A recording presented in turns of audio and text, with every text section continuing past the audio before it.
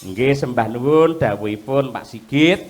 Mugi-mugi saged kangge srana ayem tentremipun warga masyarakat ing mriki anggenipun sampun nampi dawuh sesuluh pepajar saking panjenengan lan ugi kula nderek ndedonga nderek memuji wonten ngarsanipun zat ingkang mruping zat Gusti ingkang nyipta jagat sedaya warga masyarakat ing wewengkon Ngelo tansah manggiya hayu lan rahayu pinardawa ing kamulyan tebih saking suker sakit pinaringan bagas waras murah rejeki ingkang kebak barokah pinaringan katentreman lahir batin lan sedaya pinaringan slamet donya tekan akhir Allahumma amin ya rabbal alamin.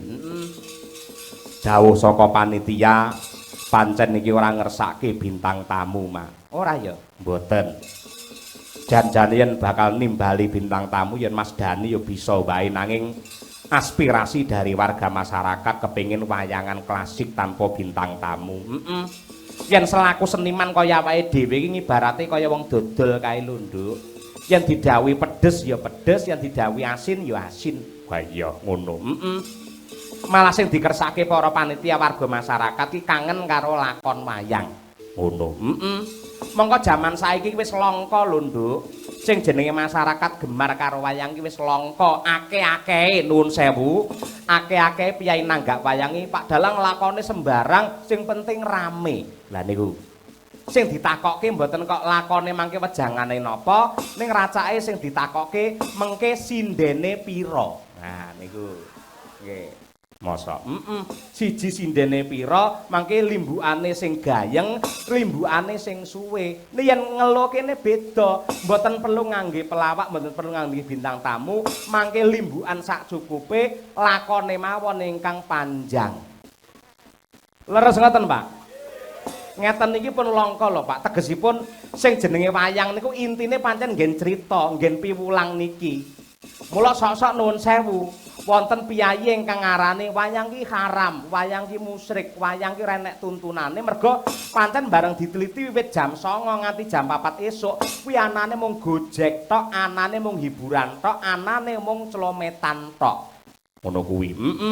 Inti sarine lakon sok-sok rada dikiwakake. Ya, malah sok-sok nuwun sewu gerake waranggana apa penyanyi ngono kuwi sangat hot sing akhire memancing ya kuwi daya tarik menuju hati yang panas, hati yang tidak rela terhadap adanya wayang tersebut. Oh iya, mula dadi seniman ya kudu sing prayitna sing ati-ati menjaga tradisi karo jati diri bangsa. Oh iya. Dadi yen sinden 8 ngene janjane ora apa-apa. Lah, le nyawang sinden pancen nuwun sewu waranggana iki pancen nggih eden-eden kaindahan iki pancen bunga panggung. Iya, ora apa-apa. Iya. Ning watone nyawang sinden iki dibarengi karo rasa syukur. Ya Allah, paduka nitahaken nyiptakaken wujuding waranggana ingkang cantik-cantik kados mekaten dalam rangka syukurane piyai Ngelo mriki. Mila kula ngaturaken panuwun yen dibarengi rasa syukur ngene iki insyaallah ora ana harame, ora ana dosane. Yen nyawang sinden dibarengi karo pikirane kotor, atine reget. Wah, sinden 8 nek ayu kabeh. Kuwi upamane tak soglengno piye? Lah iki lho, Nduk. Sing marai haram mari dosa iki sosok pikirane menungso dhewe kuwi. Ha iya. Yen kowe edan karo budayane, edan karo kaendane, karo keseniane ora bakal ana apa-apa. Wah iya, mula ya kudu dewasa nggene mikir ya, Mak. Kaya ngono kuwi. Mula awake dhewe dadi seniman isih marem, isih duwe ati sing gedhe, isih ana piyai sing gelem ngersake crita, ngersake lakon kaya piyai Ngelo ngene iki. Muga-muga nganti kapan wae piyai Ngelo menjadi tolok ukur, piyai Selogiri menjadi tolok ukur. Inilah penonton wayang yang sebenarnya, inilah Ngelo yang tercinta. Ngono kuwi. Iya, Mak, iya.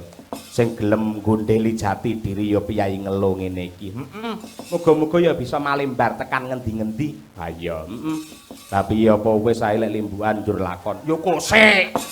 Urung-urung kok wis ya nembang dhisik. Iya. Tak kira arep wis ya ora. Raketan sak propirane ya ngaturake lelagon. Iya, sing penting ora overdosis. Iya. Arep ngaturke lelagon apa? Yo, iki mbiyen nate dadi bintang pentas nalika era 90-an. Ya. Mbok menawa yen Piyai Wonogiri kene sik do kelingan. Ya. dosene isi Surakarta jurusan pedalangan mata kuliah tembang dan karawitan yaitu Ibu Sukesi Rahayu. Wo, bae sih ono penggemar ayo. Ayo, penggemar era 45 kuwi ayo. Tuwek men ora. Ayo. Yo coba. Arum Bali nggih ngurmati jumenenge Bu Kesi monggo berpacu dalam melodi tetes.